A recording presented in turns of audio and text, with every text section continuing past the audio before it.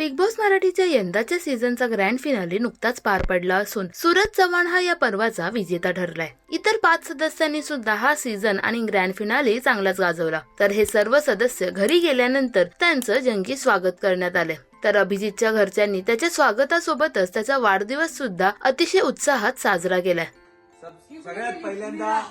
सगळ्यात पहिल्यांदा ज्यांनी मला वोट केले, ज्यांनी हा पूर्ण शो बघितला बिग बॉस मराठी, सर्वांना धन्यवाद। Thank you so much.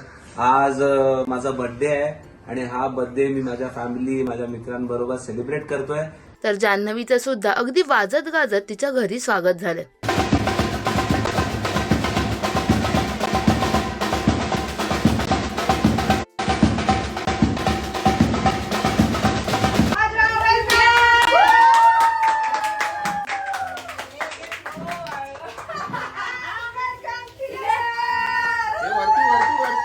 तर महाराष्ट्राची खरी किल्लर काल किल्लेकर। तर अंकिता आणि धनंजय यांचं सुद्धा त्यांच्या मित्रांनी अगदी जंगी स्वागत केले।